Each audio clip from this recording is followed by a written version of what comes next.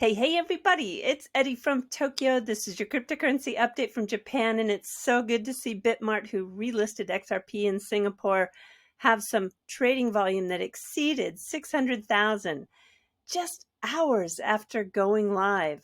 And what I said yesterday about how it'll improve liquidity, which is really key for ODL in this region, that's on-demand liquidity. The Asia Pacific region is dominating the use of XRP as a bridge currency. And so we heard for a second time in an article that was published with quotes from Ripple's Naveen Gupta. He's a master of sales for RippleNet. This area is on fire with XRP. So I'm so delighted to see it. And then just think about it. When we have the relistings occur after the court case is over with the SEC versus Ripple, how much more liquidity we're going to see with all that relisting in the United States.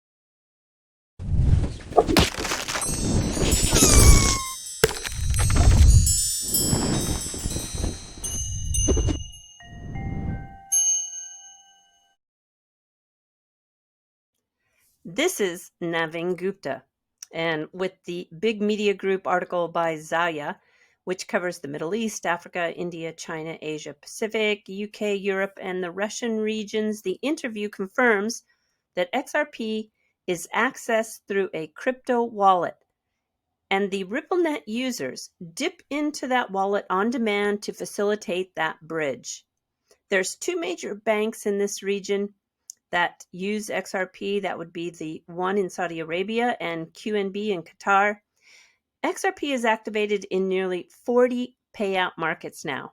I want to show you one portion of this article that helps me make a point. Gupta noted that the UAE is now the home to many influential crypto companies, creating an opportunity for the developer ecosystem to thrive. The number of developers are choosing to build on the XRP ledger. Developers can apply for a grant from the XRPL Foundation and or Ripple to build out solutions relevant to the MENA, that's the Middle East, Northern Africa market. Additionally, he added, NYU Abu Dhabi is a university blockchain research initiative, that's UBRI. It's a partner with Ripple, who has been working with institutions around the world on a cluster of startups to activate the ecosystem in the region. What ecosystem is that? The XRP ledger. This is not just for banks. I believe that all the projects combined will be of greater value than that of ODL. That value drives supply and demand. Supply and demand drives price. It's been pretty crazy on Twitter with XRP in the last 24 hours, and I think Wrath of Kahneman really is spot on here. Twitter is full of ridiculous XRP misinformation right now. Ripple can't rug pull XRP with XRP2. The US government isn't going to buy it back, and anyone can use it, not just institutions. And I've got one more to add to this list. A special drawing right, often called an SDR. It is sold to member countries in exchange for 5 currencies. Those currencies are the US dollar, the euro, the renminbi, the yen, and the sterling. SDR value is determined based on weighted average of these 5 currencies. XRP, yes, could be a liquidity bridge for these currencies in a cross-border remittance, but it's not ever going to be an SDR itself. And something pretty cool coming from Bitbank in Japan. They are the exchange that actually trades the most amount by volume of the digital asset XRP. They're supporting Flare in a big way. They're going to offer a no-fee trading, but what I'm most impressed with is this application for lending for interest. Now, the annual rate is small, but we all know chasing huge yields is pretty dangerous. There's going to be a maximum annual rate of 3%, which by standard of what you can get in a bank in Japan, it's really good. I think this just goes to show how Japan has its act together when it comes to cryptocurrency. The Flare token distribution will begin January 9th at 23:59 UTC. And join Flare right there on Twitter to celebrate. I heard there's going to be something a little fun. And Bob Way, one of the original first 10 employees of Ripple, he gets the tweet of the day with, "I hear the Flare tokens are going to be selling for $50,000 in only a few weeks. Diamond hands." So a little bit of humor on Twitter is always, I think, welcome. It's a breath of fresh air. But man, I'll tell you this, some of this is getting so weird. Charles Gasparino now is throwing shade on Jeremy Hogan. I don't understand his about face. It's just become so bizarre.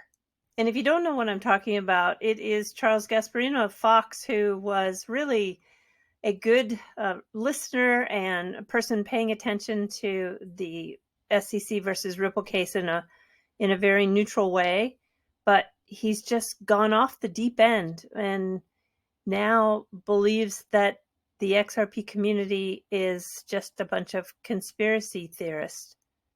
I don't know. All I can think is that somebody got to him.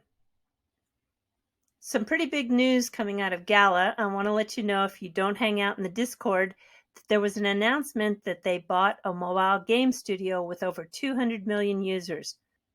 That is news I like to hear. All right, everybody, we're jumping to the fluff. Yeah, I've got some fishermen in the audience because they caught a mistake I made.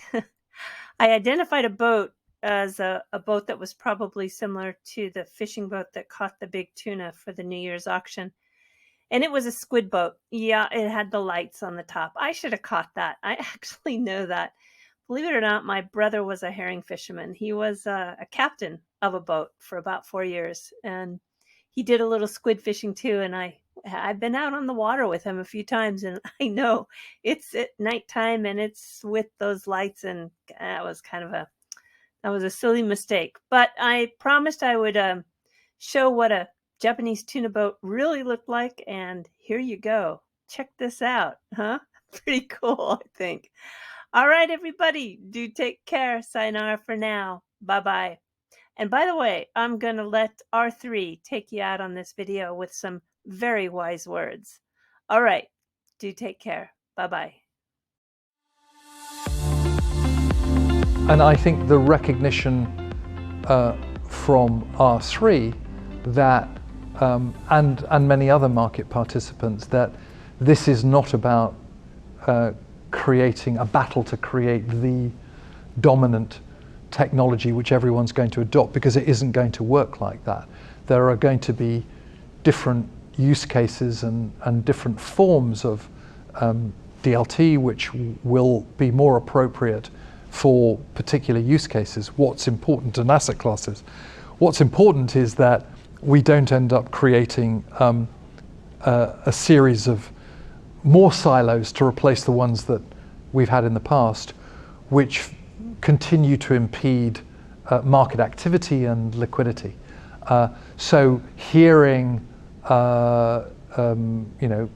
David Rutter talk about interoperability with Ethereum and with other what are considered competing or rival technologies is incredibly healthy and very positive, and a very grown-up development for the market, because that's what we're going to need to see.